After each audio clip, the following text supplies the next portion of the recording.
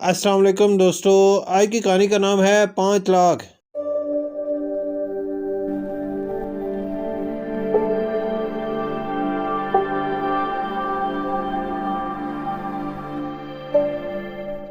पूरे मोहल्ले में एक ही बात हो रही थी कि अल्लाह चाहे तो आदमी को इसी तरह फकीर से बादशाह बना देता है जैसे सड़कों पर पत्थर कूटने वाला करमू बादशाह बन गया। इसका एक दो नहीं पूरे 5 लाख का इनामी पाउंड निकला। किस्सा कुछ यूं था कि शहर से काफी दूर सड़क बन रही थी।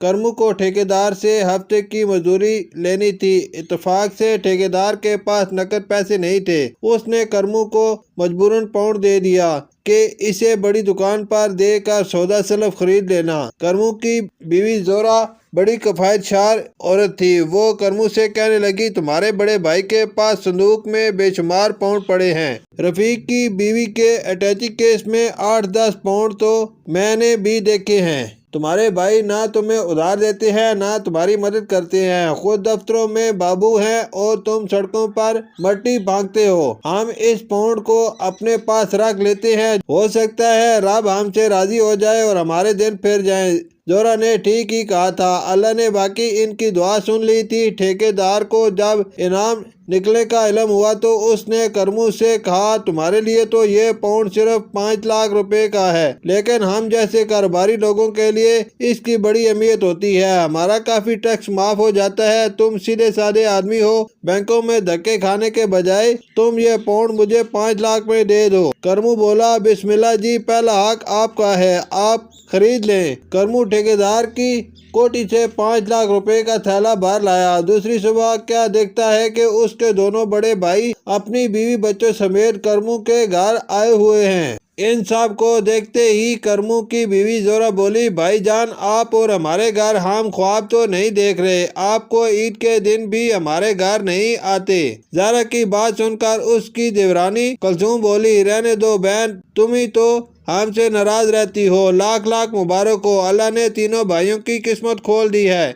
अब हम सब ठाठ से जिंदगी गुजारेंगे। जोरा से रहा ना गया, बोली, क्या क्या हम सब, मगर आपने तो पिछले 15 वर्षों से हमारी 5 रुपए की मदद भी नहीं की थी। हमारे किसी बच्चे के हाथ पर 5 पैसे भी नहीं रखे थे। आज हमारे 5 लाख तीनों के कैसे हो गए? करमू का बड़ा भाई सदीक बोला, छोड़ो छोड़ो, क्या पुरानी बातें ले बैठी हो। भाई करमदीन, जरा 5 लाख की झलकी तो दिखाना, दफ्तर को देर हो रही। जोरा फिर बोल उठी, लो आज करमू करमदीन भी हो गए। वाह रे पैसा, खामोश खामोश खामोश। करमू 3 दफा चीखा और साहब को सांप सूंघ गया। करमू बोला, देखो मैं गरीब था, भूखा था, कर्जदार था, किसी भाई ने मेरी मदद न की। वजह क्या थी? सिर्फ पैसा। पैसा ही लोगों को खुद गर्ज और कमीना बना देता है और मैं अपने भाइयों की तरह नहीं होना चाहता। करमू की आंखें गुस्से से लाल दिखाई दे रही थी। उसने हाथ में कुल्हाड़ी उठाते हुए कहा, मैं इसी घर के सेन में तुम सब के सामने 5 लाख रुपए जला रहा हूँ। अगर किसी ने मुझे रोका या नोटों के ढेर से कोई नोट उठाया तो कुल्हाड़ी से इसका कीमा कर दूंगा। करमू भागकर कमरे से नोटों के बंडल ले आया। वो इतने गुस्से में था कि कोई उसे पकड़ने की जुर्रत नहीं कर रहा था। फिर करमू ने इन नोटों पर मिट्टी का तेल छिड़ककर इन्हें आग लगा दी और साथ ही कुल्हाड़ी तान कर खड़ा हो गया।